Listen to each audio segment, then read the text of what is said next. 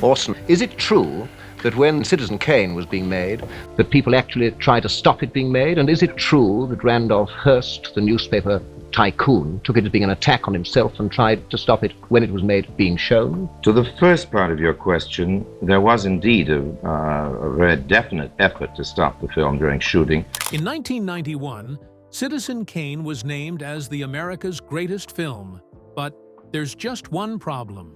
Its creator thought it was overrated. Orson Welles shocked Hollywood by dismissing the movie's famous ending as a gimmick and confessing he preferred his lesser-known works. In fact, he watched this masterpiece only once. But that's just the beginning of the shocking truth about what Welles really thought about his legendary creation. Orson Welles was born on May 6, 1915, in Kenosha, Wisconsin. From the start, his life was unusual. His parents treated him very differently from his older brother, Richard Jr. While his brother was rejected and sent away due to alleged mental illness, Orson was praised as a genius. This difference left a mark on Orson, making him feel like he always had to prove himself.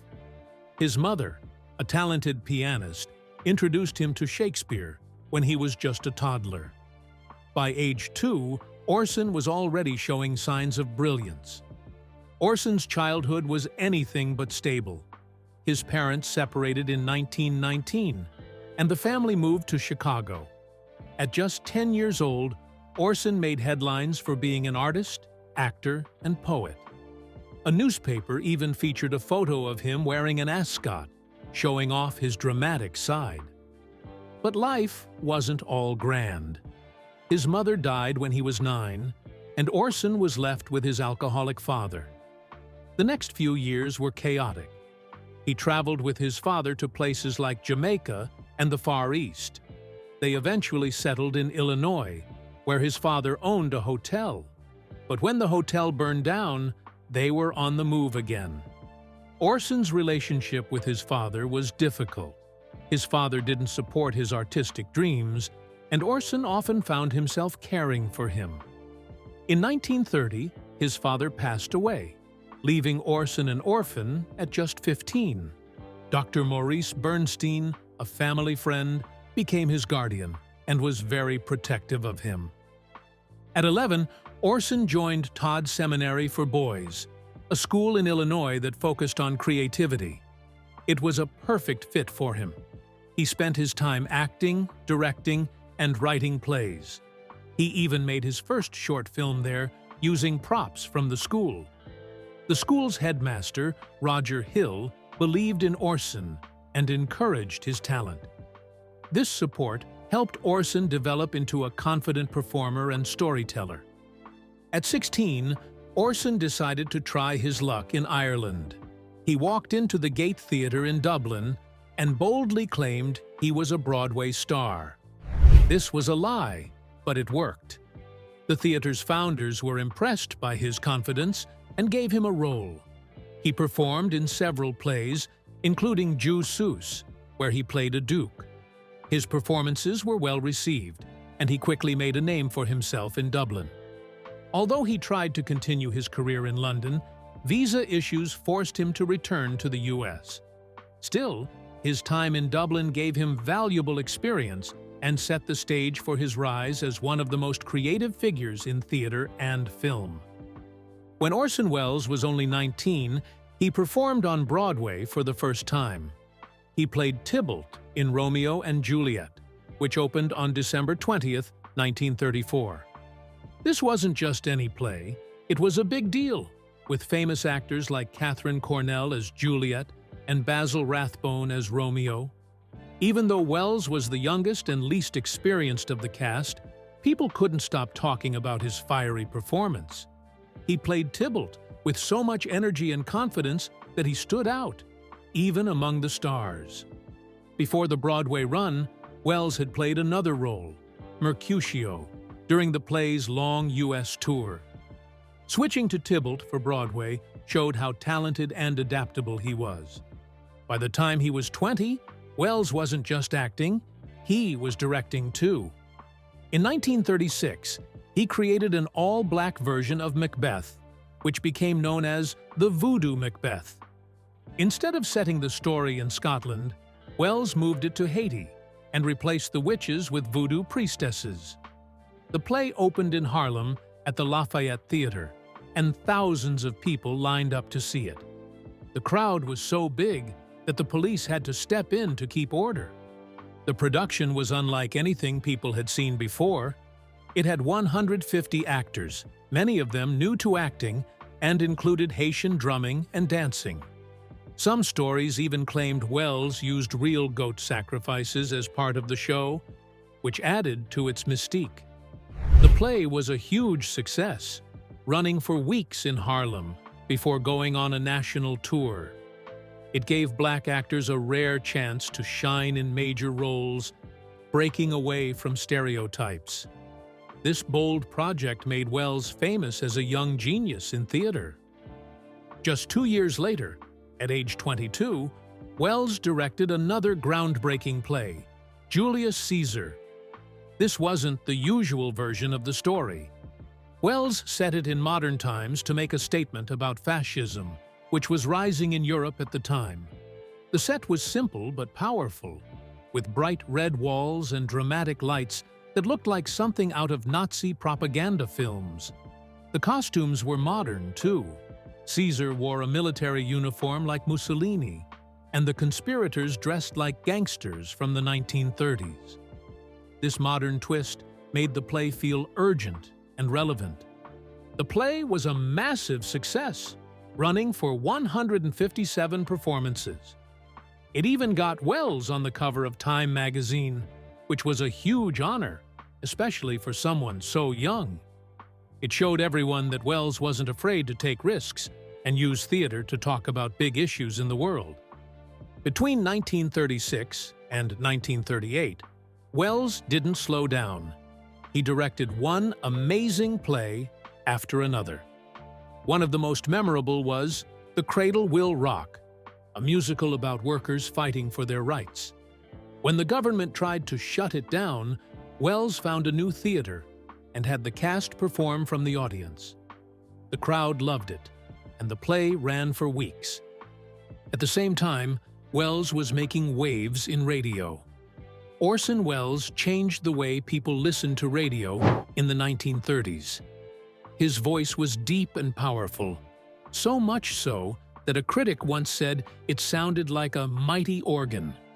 Even as a child, he was remarkable. By the time he was just 2, he could speak in full sentences, and by 10, he was already reading and discussing complex ideas. Welles's radio career began in 1935, when he performed on The March of Time. Just 2 years later, at only 22, he became famous as the voice of The Shadow, a popular mystery series. He played Lamont Cranston, a mysterious hero who could make himself invisible. People loved listening to his adventures every Sunday night, and his voice became one of the most recognizable in the country. In 1938, Welles got his own show, the Mercury Theater on the Air. It was a 1-hour program where he turned famous stories into exciting radio dramas. These weren't just simple readings.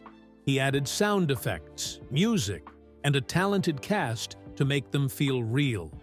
One episode, Heart of Darkness, was so vivid that listeners said they could feel the heat and tension of the jungle just by hearing his voice. Then came the night of October 30th, 1938. This was the day Welles's name became unforgettable. He and his team performed The War of the Worlds, a story about Martians invading Earth. The show started with Welles explaining it was just a story, but many people tuned in late and missed that part. The broadcast was designed to sound like real news. It began with music, but was interrupted by fake reports about explosions on Mars. Then, the story said a strange object had landed in New Jersey. Soon, reporters described Martians attacking with heat rays and destroying everything in their path. The sound effects were incredibly realistic, with hissing rays, screams, and panic. Even actors pretending to be government officials made it sound believable. Many listeners thought it was all real and panicked. Some called the police, others ran from their homes. A few even grabbed weapons, thinking they needed to defend themselves from aliens. The next day, Welles held a press conference to explain he hadn't meant to scare anyone. He was only 23, but his voice and creativity had made him a star overnight. Hollywood noticed, and less than a year later, he signed an incredible deal with RKO Pictures. They offered him $225,000, worth over $4.2 million today, to make 2 movies. But it wasn't just the money that shocked people. Welles, who had never even made a movie before, was given total control. He could write, direct, act, and even edit the films however he wanted. The studio couldn't touch his work without his approval, something unheard of at the time. He could also choose his own cast and crew. In a world where studios controlled everything, this was revolutionary. Many in Hollywood were furious. Experienced directors who had spent years earning their way up felt insulted. Why would RKO gamble so much on someone so young and unproven? The press made fun of the studio, saying the Orson Welles experiment would fail quickly. But RKO's boss, George J. Schaefer, believed in Welles and stood by him. Welles's first project was Heart of Darkness, based on a famous novel. He had a bold idea to make the entire movie from the main character's point of view, using the camera as the character's eyes. It was something no one had ever tried before. He also wanted the film to criticize the rise of fascism in Europe, making it more than just an adventure story. Welles spent months writing scripts, doing research, and planning the film. He even hired experts to create a detailed guide on fascism to help shape the story. But problems started piling up. Welles's ideas were too expensive, and the $500,000 budget wasn't enough. The sets and special effects he needed were way over the studio's limits. RKO also worried about the political message, afraid it might cause controversy. After 6 months of work, the project was canceled in December 1939, leaving Welles back at square one. RKO wanted him to adapt his famous War of the Worlds radio broadcast next, but Welles had other plans. He decided to make an original story instead. This choice led to Citizen Kane, a movie that changed the history of film. But getting there wasn't easy. RKO was losing patience, and they warned Welles they'd stop paying his team unless he delivered a script soon. In late 1939, Welles started working with writer Herman J. Mankiewicz. Welles gave Mankiewicz 300 pages of notes to work with. He hired him to write the first draft and sent him to a ranch in Victorville, California, so he could focus. Mankiewicz, known for his clever writing but also for his drinking, was allowed only 1 drink a night. Welles made sure John Houseman was there to supervise and keep him on track. Mankiewicz worked hard and finished a 325-page draft in 12 weeks, but it was far too long for a movie. The script was full of details about William Randolph Hearst, a man Mankiewicz had known personally. He included things like Hearst's love for jigsaw puzzles and his massive estate, San Simeon. When Welles got the draft, he spent 2 months cutting it down and making changes. He removed almost 200 pages, added new scenes, and refined the dialogue to fit his vision of the story. This back and forth led to a huge fight. Mankiewicz felt he wasn't getting enough credit and threatened to complain to the Screenwriters Guild. Welles even offered him $10,000 to step aside, but Mankiewicz refused. In the end, the Guild decided they would share credit, with Mankiewicz's name listed first. This upset Welles, who wanted all the credit for himself. At the same time, Welles teamed up with Greg Toland, a cinematographer, to create the film's stunning look. Toland, already famous for his work, wanted to try new ideas with Welles, who was new to directing. Together, they changed how movies were filmed. One of their most famous techniques was deep focus, which made sure everything in a scene, from the closest object to the background, stayed sharp and clear. They also used low-angle shots that showed ceilings, something rare in Hollywood at the time. To get these shots, they often had to dig holes in the floor for the camera. Lighting was another area where Toland pushed boundaries. He used layered lighting to keep everything in focus, and top lighting to create dramatic shadows. This made the scenes look more intense, especially during the newsreel parts of the movie. Orson Welles made an unusual choice when he cast actors for Citizen Kane. Instead of using big Hollywood stars, he chose theater actors who were mostly unknown. The people at the studio weren't happy about using unknown actors. They thought the film needed famous stars to bring in audiences. But Welles had a special contract that gave him control over the project, so he stuck to his plan. In the end, his choice paid off. The unknown actors made the story feel more believable, and their performances helped turn Citizen Kane into a timeless classic. But there was another big problem.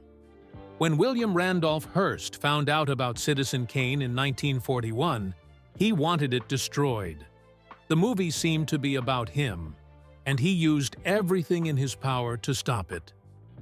Hearst owned dozens of newspapers read by millions, and he ordered them never to mention the film. He even threatened Hollywood studios, saying he would expose their darkest secrets if they didn't help him shut down the movie. Hearst didn't stop at threats. He sent lawyers to RKO, the studio behind Citizen Kane, with a list of ways he could sue them for libel. The studio was so scared that they thought about destroying the film entirely. Hearst also asked his powerful friends for help. He got J. Edgar Hoover, head of the FBI, to investigate Orson Welles, accusing him of being a communist. Some rumors claimed Hearst even hired people to frame Welles in a scandal, though nothing ever came of it. To stay safe, Welles had armed guards outside his hotel room for weeks. The pressure reached its peak when top Hollywood executives, led by MGM's Louis B. Mayer, offered RKO a huge sum of money to burn every copy of the film. RKO refused, but the fight wasn't over. Inside RKO, things were tense. The studio president, George Schaefer, defended Welles, but it cost him dearly. Other studios loyal to Hearst kept pushing for the film to be destroyed. Hearst's lawyers demanded changes to the movie, and RKO's legal team watched it to decide what could stay. Afterward, they suggested dozens of cuts to avoid lawsuits. Welles was furious and said he'd sue if the movie was changed. For weeks, it was unclear if Citizen Kane would ever be released. When the movie finally premiered in May 1941, Hearst made sure it got no attention. The original plan was to debut the film at Radio City Music Hall, but Hearst convinced the venue to cancel. Instead, the premiere happened at a much smaller theater. None of Hearst's newspapers ran ads for the film, and other papers were too scared to promote it. Hearst also pressured major theater chains to avoid showing the movie. Even in the few places that screened it, strange problems occurred. Sometimes the reels were played in the wrong order, and in other cases, projectors mysteriously broke down. By the end of the year, the film had played in only 12 theaters, far fewer than planned. Critics loved Citizen Kane. They called it a masterpiece and praised its bold, innovative style. But the praise didn't translate to ticket sales. The movie made just enough to cover its costs, and its poor box office performance hurt Orson Welles' career. For years, Citizen Kane was mostly forgotten, but in the 1950s, critics rediscovered it. They praised its brilliance, and it became known as one of the greatest films ever made. Meanwhile, Orson Welles' views about the movie changed over time. While most people see it as one of the greatest films ever made, Welles didn't think so. He actually preferred his 1962 movie, The Trial, based on Franz Kafka's book. Welles often said The Trial was his best work because it felt more personal to him. In a 1960 interview, he said, "I don't like Citizen Kane that much." Welles explained that The Trial represented his artistic vision much better. The movie's strange, dreamlike style and deep themes matched his personality and creative ideas. He called it his most autobiographical film, meaning it reflected his own life and feelings more than any other work. Interestingly, Welles also said the brilliance of Citizen Kane came from his inexperience. In that same interview, he said the film's groundbreaking ideas happened because he didn't know what he was supposed to do. "Ignorance is what gave me the confidence," he said. For example, Citizen Kane used deep-focus cinematography, where everything in the frame is in sharp detail. Welles didn't know this technique was difficult, so he asked for it without hesitation, and the cinematographer, Greg Toland, made it work. Welles also saw Citizen Kane differently than most people. While many viewers think of it as a serious drama, Welles thought it was a satire, a kind of dark comedy. He once said the movie was about a group of exaggerated characters who were meant to be funny in a tragic way. Even the famous Rosebud scene, where the meaning of Kane's life is revealed, didn't impress Welles. He called it a gimmick and dismissed it as shallow psychology. The most surprising fact? Welles only watched Citizen Kane once, at its premiere in 1941. He never saw it again. When asked why, he said he was never happy with his work and always felt he could do better. "I'm never satisfied," he said.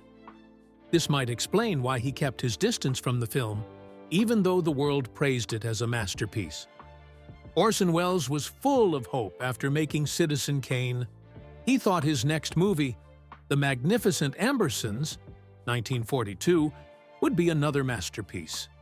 The story was based on a famous book by Booth Tarkington and had a lot of emotion and depth. But things took a bad turn when Welles went to Brazil to work on a government project. While he was away, RKO Pictures took control of the movie and made big changes. They cut out 43 minutes of the film, including scenes that Welles believed were very important. Worst of all, they threw away the cut footage and changed the ending to make it happier, which didn't fit the movie's mood or message. RKO didn't stop there. They replaced the music Welles had chosen with something more ordinary. They also removed parts of the story, cutting out subplots and weakening the characters. When Welles saw what they had done, he was heartbroken. He later said, "They destroyed Ambersons, and it destroyed me." Even though the finished movie still got 4 Oscar nominations, Welles felt it was ruined. This was the start of his long fight with Hollywood studios, which saw him as stubborn and hard to work with. After Ambersons, Welles found it hard to make movies his way. Studios didn't trust him, and he had trouble getting money for his ideas. One of his biggest failures was It's All True. This started as a government-sponsored project but grew into something much bigger. RKO eventually canceled it in 1942, leaving Welles in debt. He even spent $1 million of his own money trying to save it. Between 1943 and 1946, Welles had to take acting jobs just to pay his bills. He appeared in movies like Jane Eyre, 1943. He tried pitching new projects to studios, but they kept turning him down. At one point, a studio boss told him, "You're through, kid. You'll never work in Hollywood again." In 1958, Welles made Touch of Evil, which many people now see as one of his best movies. The opening scene, filmed in one continuous shot, is still celebrated today. The movie tells a dark story about corruption in a border town. and Welles gave a powerful performance as the villain, Captain Quinlan. But once again, the studio recut the film without asking him. Welles wrote a long memo explaining how the movie should have been edited, and decades later, a restored version was made based on his notes. Frustrated by Hollywood, Welles left for Europe in 1948. He spent years moving from country to country, working on films whenever he could find money. He acted in over 30 movies to help fund his own projects. Today, his films are still admired for their brilliance and originality. Orson Welles' life was as dramatic as his films. He married 3 times, but none of his marriages were peaceful. His first marriage was to Virginia Nicholson in 1934, when he was only 19. They ran away together and got married in New York. But things went wrong quickly. Welles couldn't stay faithful. While Virginia was pregnant with their daughter, Christopher, Welles was already involved with other women, like actresses Geraldine Fitzgerald and Dolores Del Rio. Their marriage ended in 1940. Virginia was left to raise their daughter alone. His second marriage was to Rita Hayworth, a famous Hollywood actress. They met in 1941 and got married in 1943. At first, they seemed like the perfect couple, but their relationship was full of problems. Welles was busy with his work and didn't spend much time with her. Hayworth felt ignored. Things got worse when Welles convinced her to cut and dye her famous red hair blonde for his movie, The Lady from Shanghai.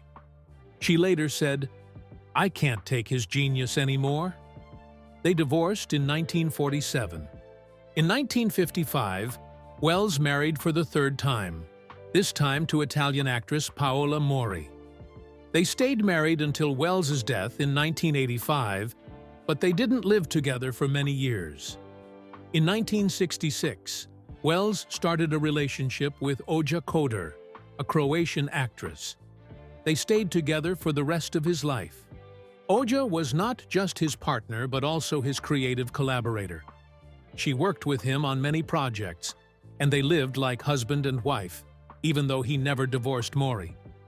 Welles had 3 children, 1 from each marriage. His first daughter, Christopher, grew up feeling ignored. Welles barely spent time with her, and she later wrote about this in her memoir. His second daughter, Rebecca, was born during his marriage to Rita Hayworth. Her childhood was difficult too.